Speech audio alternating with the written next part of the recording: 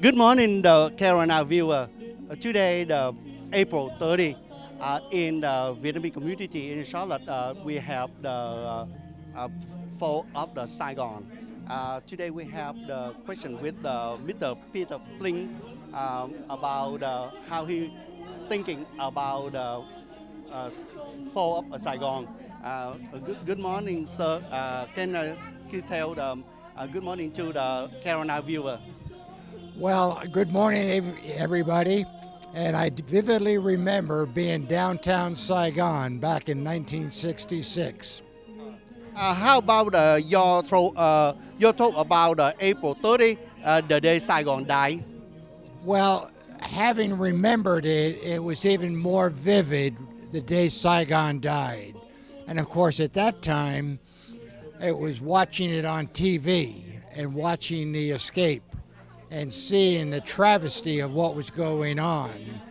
And since that time, I have certainly, for the first time, gotten to know the Vietnamese people.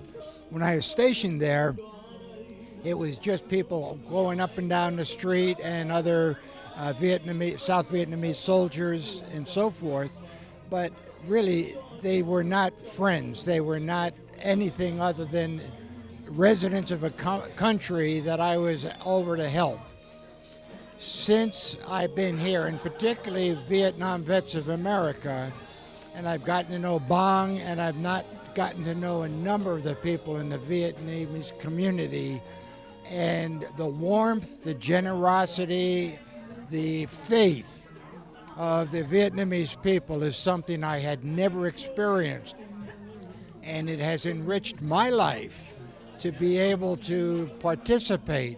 And I've been up here to Charlotte several times in observances such as this, and it just has been a game changer for me to get to know the Vietnamese people and their loyalty not only to the country that they were forced to leave and the bravery that brought them here, but also the way the Vietnamese community has not only been adopted, but have adopted themselves, America, the United States, as true patriots.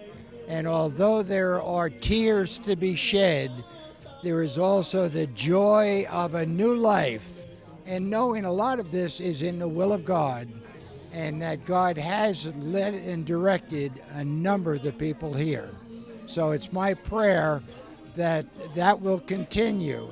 And prayer is necessary for the United States at this point in time with a direction.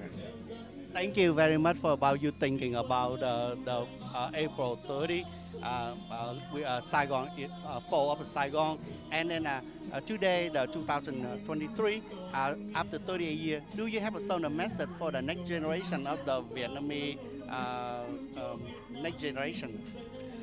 Well, I think the next generation of Vietnamese are well suited because their parents lived and their grandparents lived through such difficulty.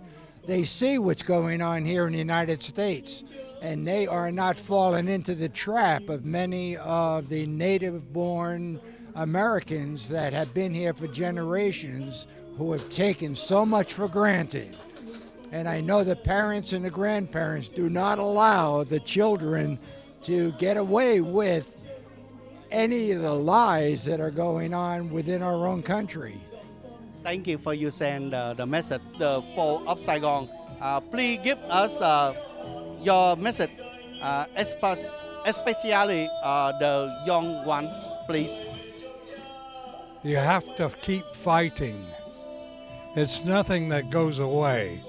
The communists are always trying to take over.